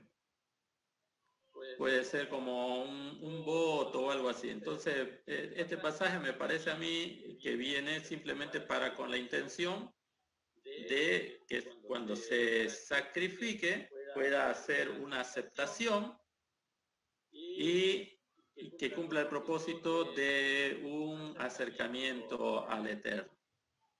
Entonces, cuando alguien va a ofrecer algo, obviamente hoy no aplica eso, no aplica en el sentido físico, pero cuando alguien presentaba un corbán, se debería hacer con la intención de que es producir un contentamiento a Hashem, por así decirlo, por la aceptación que él va a tener. Entonces, algo que, bueno, ¿cómo lo podríamos aplicar eso en la actualidad? Una ofrenda de paz es tratar de establecer entre Hashem y el ofrendante un vínculo que tal vez se rompió en algún momento por alguna transgresión. En este tiempo que sabemos que los korbanot no han sido reemplazados, sino que se sustituyen, es decir, el korbanot, mientras no haya templo, se le puede dar un carácter un poco más espiritual. Debe ser con la intención originaria, ¿no? A producir un contentamiento a Hashem. Decíamos, creo que la otra vez, cuando alguien presentaba una ofrenda y lo hacía de acuerdo a la voluntad del Eterno, como el Eterno lo establecía, terminaba la frase de Hashem diciendo, y esto será olor grato a Hashem, o esto será olor grato. ¿Qué significa olor grato? Bueno, nosotros sabemos que Hashem no es que se la pasa percibiendo los olores de la carne que se ofreció en el fuego, o que el olor de la carne le produce regocijo. No se refiere a eso, esa expresión, olor grato a Hashem, sino que todo el proceso con que la persona se acercó para entregar su ofrenda, su corbán, lo hizo como lo establece la Torá, pero además lo hace por una vivencia interna, que es eso lo que va a agradar al Eterno. Y bueno, cuando nosotros, aquí dice, cuando alguien sacrifique una ofrenda festiva de paz para el Eterno, la sacrificaréis para que halléis gracia. Es decir, vamos a transportarlo ahora a nuestra situación, donde no hay corbán. Cuando nosotros querramos, por así decirlo, hacer algo al Eterno en nuestros servicios de oración, tiene que ser con la intención más pura, en el sentido de que nuestra intención es agradar a Hashem. Nuestra intención va a ser acercarnos a Hashem mediante los medios establecidos por la Torah. Esto es, con un corazón en sujeción, o con un corazón que se va a manifestar al Eterno en sinceridad. Ahora, fíjense que ese proceso es lo que va a ser olor grato al Eterno. Entonces, cuando usted, voy a poner el ejemplo otra vez de la plegaria, usted en el momento de la plegaria de Shaharit, de Minjá o de Arbit, el momento de la plegaria, usted lo hace con las intenciones adecuadas. Usted no está ofreciendo un animal ni se está quemando nada, pero lo que usted está ofreciendo, lo que usted está haciendo en ese momento, eso le es olor grato a Hashem. Entonces el término olor grato a Hashem no significa el olor del sacrificio, sino la forma en cómo usted dispuso el presentarse y acercarse a Hashem. Es decir, hacerlo por los medios adecuados, indicados y prescritos en la Torá. Eso es lo que significa que nosotros podamos hallar gracia delante del Eterno. Voy a poner otro ejemplo. Una persona que se compromete a visitar los hospitales simplemente porque Hashem en un momento lo salvó de una enfermedad, y en agradecimiento esa persona se compromete a visitar a los hospitales y fortalecer a los enfermos, entonces eso puede ser ahora un medio de acercamiento a Hashem, y que si uno lo hace por los medios adecuados, puede encontrar gracias al Eterno. Decíamos el Shabbat, en el recibimiento del Shabbat anterior, que el ser humano está obligado a agradecer al Eterno por todo. No hay nada que el ser humano, el ser humano no puede decir, o una persona no puede decir, no tengo motivos para agradecer al Eterno. Cuando una persona piensa que no tiene motivos para agradecer al Eterno, entonces todo lo que haga, no será con la intención adecuada, y no podrá, por así decirlo, alegrar el corazón de Hashem. Ahora, nosotros, cuando esté el templo, cuando se reconstruya el templo, y leamos esta porción de la Torah y diga, cuando sacrifiques una ofrenda festiva de paz para Hashem, la sacrificarás para que halléis gracia. Esto va a representar que yo llevo mi ofrenda, la ofrenda de paz es la que se me permite comer a mí también. Es la que se me permite a mí también disfrutarla. Es decir, entre los korbanot, el que ofrece ofrenda de paz es para el Cohen, y también es para el que ofrece. De esa manera es que se va a establecer el concepto de paz entre Hashem y la persona, y la persona que lo haga por los medios adecuados, en realidad va a encontrar favor ante los ojos de Hashem. Eso ya lo vamos a poder experimentar físicamente, por lo menos los que estén en Israel, cuando se estén oficiando los korbanot en el santuario. Pero hoy nosotros lo que tenemos que hacer es preparar el corazón para hacer las cosas como la establece el Eterno. Lo que decíamos en su momento, yo no puedo hacer shaharit a las 9 de la mañana porque me desperté tarde. No, ya pasó. No estaba en mi corazón levantarme para hacer shaharit. Lo que hago yo generalmente en shaharit, si esa fuera mi condición, es simplemente una rutina. Pero una persona que se prepara para levantarse temprano y hacer shaharit y que se deleita haciendo shaharit, entonces esa es la intención para el acercamiento para con Hashem. Y como hoy no hay santuario, los rezos van a reemplazar a los sacrificios, a los korbanot. Y una persona que se esfuerza por madrugar y conectarse con el Eterno, pero porque quiere agradar al Eterno, entonces ese va a hallar gracia delante de Hashem. Esa es la disposición que nosotros deberíamos tener tanto en nuestros rezos, también como cuando se restablezcan los korbanot dentro del santuario. Bueno, veamos otro aspecto. Dice, el día que la sacrifique será comida y al día siguiente, y todo lo que sobre hasta el tercer día se quemará en el fuego. Pero si fuere comida al tercer día, es decir, si aún se come en el tercer día, será rechazada, no será aceptada. Cada uno de lo que la coma cargará con su iniquidad, pues ha profanado lo que es sagrado para Hashem, y esa alma será apartada de su pueblo. Bueno, aquí el término es muy suave, pero en realidad cuando dice esa alma, esa vida será apartada de su pueblo, esto significa que ya no va a tener herencia dentro del pueblo de Israel en el tiempo de la redención. Y bueno, esta es una pregunta que una vez hicimos en la comunidad. Por ejemplo, cuando alguien va a cocinar carne, a propósito, en la anterior porción de la Torá, se hablaba un poco de este aspecto, ¿no? de la carne. Ustedes sabían, tal vez lo saben, tal vez no lo sabían, pero cuando el pueblo de Israel estaba en el desierto, tenían ganado vacuno, ganado ovino, pero no los podían comer. ¿Sabían eso ustedes? O sea, las personas criaban vacas, criaban corderos, criaban palomas, criaban muchos animales, pero ellos no podían comer de esa carne cualquier día que a ellos se les ocurriera. Estamos hablando en los días del desierto, no antes del Mishkan.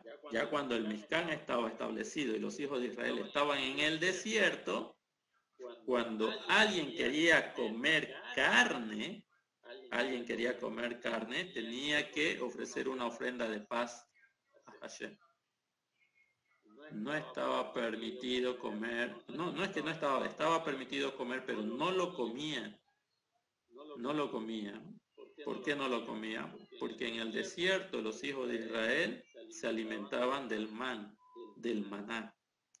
Cuando alguien quería comer carne, cuando alguien quería saborear un pedazo de carne asada en fuego, tenía que presentar una ofrenda de paz al Eterno. Entonces, ¿cuál era la finalidad de esos animalitos que estaban en la comunidad de Israel? La finalidad de los animalitos era elevar el alma del ofrendante. O sea, ese animalito había sido creado para que cuando se ofrezca ante el Eterno, eleve el alma del ofrendante y al mismo tiempo, si era un sacrificio de paz, al mismo tiempo el ofrendante lo tenía que comer. Estamos hablando de los días del desierto. Cuando ya llegan ellos a la tierra prometida, y en los días de Yehoshua, los jueces y después los reyes, esto ya se volvió un poquito más común. ¿Por qué? Porque ya no descendía el man cada día, no descendía el maná todos los días. Entonces ellos ya podían comer carne, pero tenían que tener cuidado porque solamente se podía sacrificar al animal dentro de los atrios del templo. Ahora que no hay templo, la gente sacrifica, o sea, digamos, en los pueblos judíos se comen animales fuera del templo. Pero cuando alguien quería comer, por así decir, una vaca, un toro, una oveja, un cordero, o una palomita, o cuando quería comer así uno de estos animales que se ofrecían en el sacrificio, no lo podía matar en cualquier lugar. Tenía, o si bien sí lo podía matar dentro del campamento de Israel, sí lo podía matar, tenía que cubrir su sangre. Pero no era habitual, no era fácil que la gente pudiese comer. Ahora, aquí el Eterno, cuando dice que la ofrenda que se vaya a presentar ante el Eterno no puede ser comida en el día tercero. ¿Por qué dice eso el Eterno? Porque una persona que no estaba habituada a comer, carne, cuando presentaba una ofrenda de paz, él sabía que no podía dejar de comerla hasta antes de que llegue el tercer día. Tenía que comerla el primer día y el segundo día. Si el tercer día comía de eso, dice que profanaba la ofrenda, ¿no?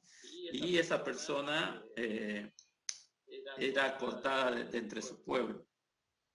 Y una persona que de verdad no tiene la predisposición para poder hacer esto, obviamente tampoco va a tener la predisposición para poder comer esa carne. Entonces era una de las maneras en las cuales se podía también ver cómo una persona en realidad no se preparó espiritualmente para presentar la ofrenda. Es interesante. Entonces, una vez hicimos esta pregunta en la comunidad.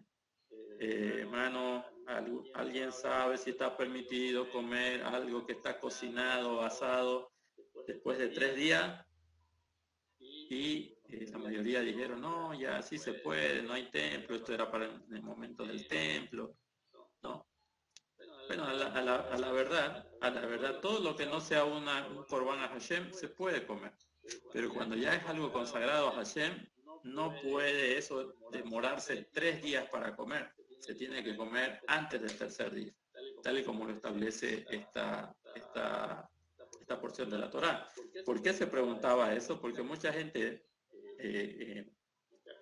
compra embutidos, ¿no? Algunos, sabemos que la mayoría de los embutidos no son aptos para el consumo de un judío, pero alguna gente, por ejemplo, se compra embutidos de pavo, jamón de gallina o algo así, prácticamente en las comunidades judías. Y la pregunta iba en ese sentido, si estaba permitido guardar estos alimentos que ya estaban precocidos o cocidos y comerlas después de 3 días. Y no hubo una respuesta, hubieron opiniones, unas a favor y otras en contra, pero no establecimos nada. Lo que sí, lo que no es ofrendado para el Eterno, tampoco pasa por esta regulación. En otras palabras, si usted se compra embutido de pavo, por así decir, y lo tiene en su refrigerador 2, 3, 4, una semana, un mes, no sé, no pasa nada, puede comer tranquilamente. No se está refiriendo a ese tipo de alimentación. Pero cuando ya se restablezca el santuario y alguien se acerca al Eterno para ofrecer un corbán y aún tenga que comer de ese corbán, tanto el Cohen como el ofrendante, entonces no pueden comerla en el tercer día. Todo lo que no coman hasta el segundo día, luego se quema. Ya, eso más o menos lo que podemos llegar a entender con relación a esta regulación. Y fíjense que esto es para manifestar santidad dentro de lo que representa la comunidad de Israel. Ok, bueno, vamos a hablar un poquito más de este verso 9 y con eso yo creo que vamos a quedar por hoy. No es muy larga esta porción de la Torá, son 2 capítulos. Y veamos un poquito lo que dice aquí el pasuk número 9. Dice, cuando recolectéis la cosecha de vuestra tierra, no recogeréis completamente las esquinas de vuestro campo, ni recogeréis las espigas caídas. Esta es la regulación del leket, ¿ya? Entonces, lo que... Bueno, ustedes saben que dentro del pueblo de Israel, la mayoría de las personas, de los hijos de Israel, van a recibir herencia. Van a recibir herencia y van a tener campos para cultivar y trabajar la tierra. Esto es cuando entren a la tierra de Israel. Obviamente, esto no es en el desierto. Ya esta regulación no es para el desierto. Se la da en el desierto, pero no es para el desierto, porque en el desierto no sembraban ni cosechaban. Todo el alimento provenía del cielo. ¿Y cuándo es que empiezan a sembrar y a cosechar? Cuando el man deja de caer y ellos entran a la tierra prometida. Entonces esto no aplicaba en el desierto. Esta es una regulación para cuando ya uno viva en la tierra de Israel. Cuando uno vive en la tierra de Israel, Hashem tiene esta normativa. Van a haber personas, los varones de las tribus de Israel, las cuales van a tener parte de territorio. Y en ese territorio van a poder desarrollar sus cultivos, van a poder desarrollar su siembra y su cosecha. Pero ¿qué sucede? ¿Qué sucede con los extranjeros que se han unido al pueblo de Israel? Ellos van a venir a formar parte de las familias, pero hasta que no nazca su hijo, ellos no van a tener tierra. El converso, el hijo del converso va a disfrutar de toda la herencia que promete la Torá, pero el converso en sí no recibía herencia, no recibía tierra. Entonces, eso significa que dentro de la comunidad de Israel, a pesar de que ya estaban en la tierra prometida, iban a haber personas que simplemente iban a ser, no vamos a decir esclavos, pero sí trabajadores de otros que sí tienen tierra.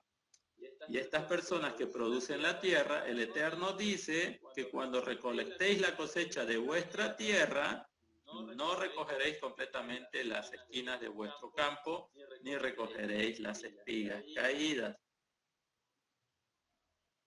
Lo interesante que esta misbah es en singular.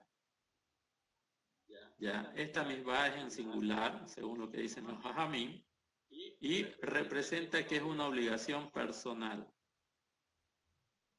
Es muy difícil de cumplirla, pero es una obligación, porque precede de un principio.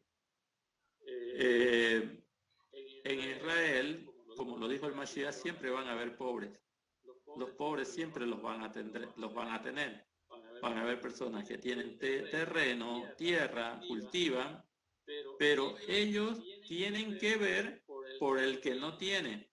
Y una de las maneras en que Hashem les va a manifestar cómo se tienen que comportar en la tierra de Israel es precisamente que cuando cosechan, el leket significa que cuando alguien cosecha y en el proceso de cosechar pasó por un surco y no recogió todo, no lo recogió todo, el leket va a decir, no tienes que volver a recoger lo que dejaste atrás, tienes que continuar cosechando.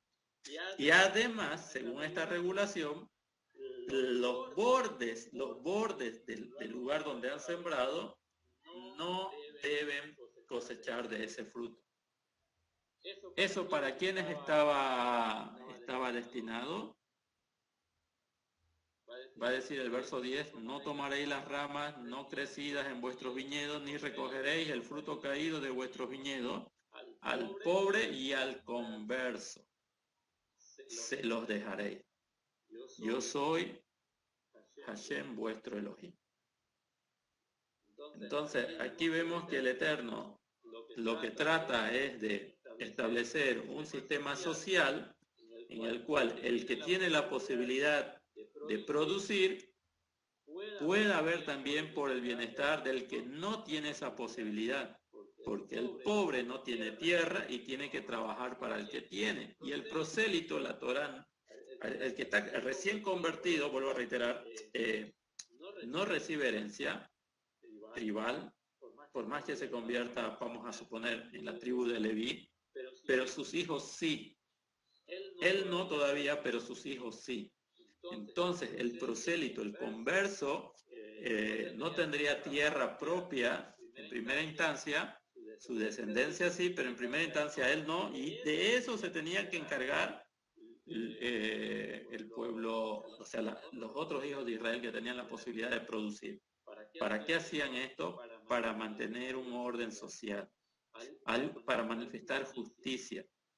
En una comunidad de Torá, en el pueblo del Eterno, el pueblo del libro, no se puede permitir la injusticia. Y algo que es injusto es cuando muchos tienen para comer y otros no tienen para comer. Y por eso el Eterno establece esta regulación para hacer justicia. El que tiene que entender que está sembrando en una tierra prestada, no le pertenece. La tierra de Israel no le pertenece a ninguna persona, a ningún hijo de Israel. Hashem permitió que las tribus se repartieran la tierra que es de Hashem. Y la tierra que es de Hashem, Hashem la presta para que la puedan trabajar. De tal manera que el que siembra y cosecha no está sembrando algo de su propiedad, está sembrando algo que Hashem le dio. Y como Hashem le dio, aquí Hashem le dice, mira, te prohíbo que vuelvas atrás para recoger el fruto caído, te prohíbo que vuelvas atrás para cosechar lo que olvidaste, y te prohíbo que tú puedas cosechar los cantos de tu terreno.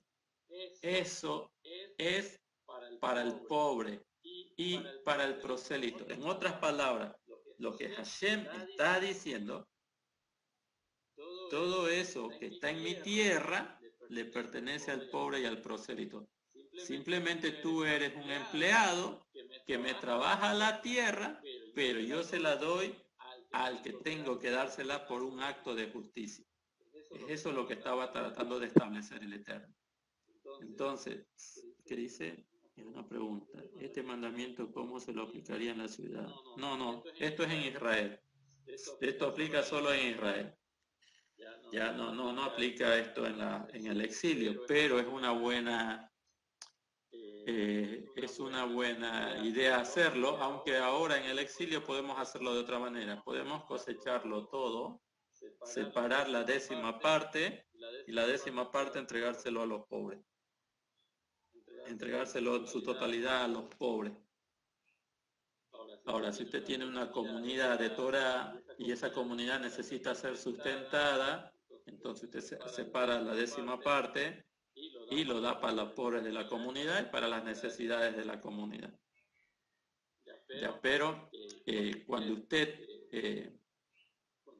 siembra algo, cuando usted cultiva algo, usted tiene que saber que Hashem interviene.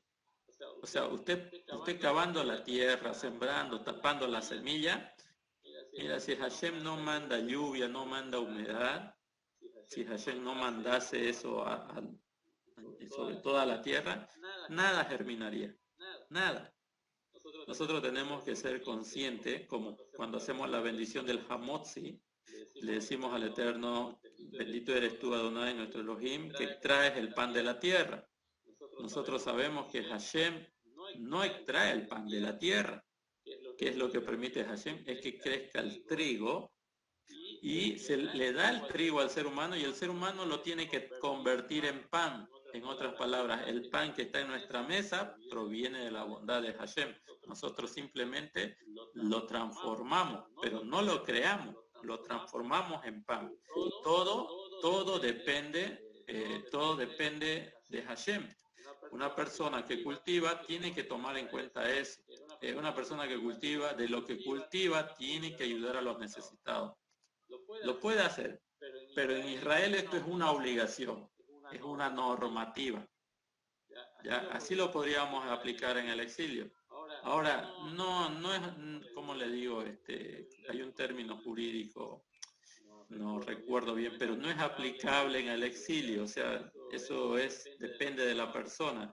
Pero si las naciones siguen el ejemplo de la Torá, si las naciones siguieran el ejemplo de la vivencia de Israel, entonces habría más justicia en el mundo. Eso sí. si las personas que cultivan se preocupan por los que no cultivan, entonces el mundo sería un poquito mejor. ¿Ya? Depende de cada uno. Nosotros, ¿qué podemos hacer para mantener viva esta misbah, aunque sea en el exilio?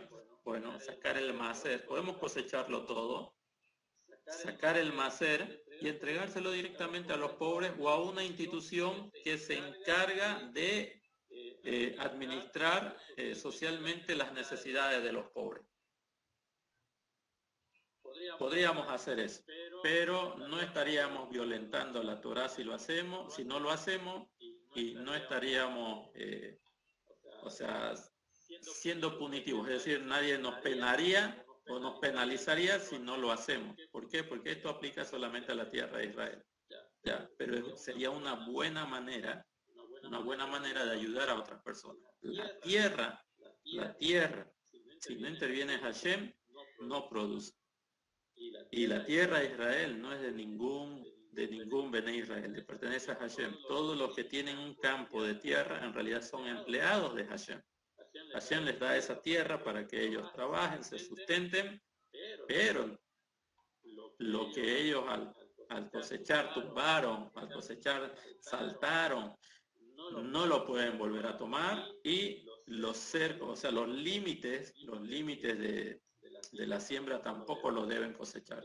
Eso no les pertenece. Así como el maser no nos pertenece. El maser está consagrado para las cosas espirituales solamente. No podemos utilizar el maser en nuestro propio beneficio. Eso es injusticia. Bueno, esto aplica obviamente dentro de Israel. Nosotros lo que hacemos en el exilio es preparar nuestras conciencias, es preparar nuestra conducta, nuestro comportamiento para el momento en que estemos en Israel. Una persona que en este tiempo no le enseña estos valores a sus hijos, imagínense, cuando vaya a Israel lo va a profanar. Así que hay que ponerlo en práctica lo más que podamos y tratar de darle fines, como dicen por ahí, por temor al cielo, por amor al cielo, ayudando a los más necesitados.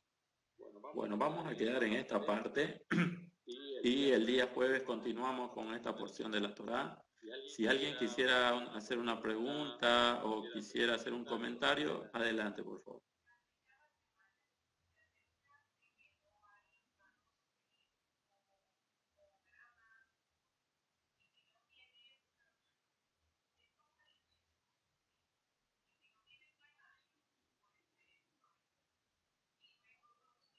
Ok, entonces como no hay preguntas, vamos a entregar este tiempo.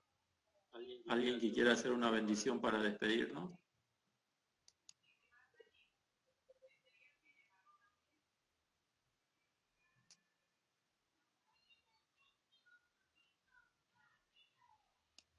¿Nadie?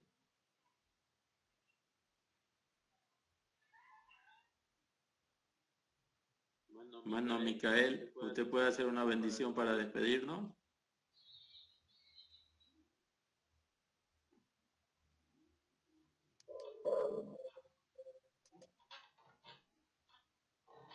Creo que no se escucha, ¿no?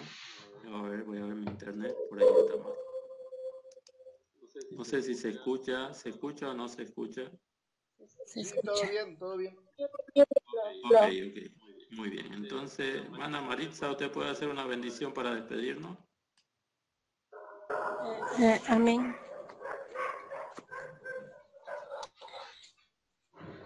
Padre eterno, en esta noche te damos las gracias por este día que ha transcurrido. Tú nos has guardado con bien y nos has entregado este valioso tiempo de estudio de tu Torá. Ayúdanos a guardar en nuestros corazones todo lo que aprendimos, pero más importante, ayúdanos a tomarlos por obra y a ponerlos por obra cada día de nuestras vidas. Gracias, Padre eterno, por tu bendita Torá, por las personas que facilitan este estudio. Bendícelas, Padre, guarda su familia, su vida, así como todo tu pueblo de Israel. En este tiempo, guárdanos de todo mal a todo tu pueblo de Israel, allá en todo lado que se encuentre tu pueblo, todos los que estamos en el exilio. Recíbenos, Padre Santo, con tus brazos abiertos y guárdanos y ayúdanos por sobre todo a entender más y más acerca de tus preceptos y tus misbot para hallar gracia también ante tus ojos. Gracias, Padre Santo, por este tiempo te lo entregamos y guárdanos en este tiempo que nos queda de descanso y ayúdanos también a reparar este cuerpo que necesita descansar. Toda alaba por todas tus bendiciones. Amén. Baruch Hashem. Shalom, bendiciones para todos. Nos vemos el día jueves, 7:30 hora de Bolivia. Shalom.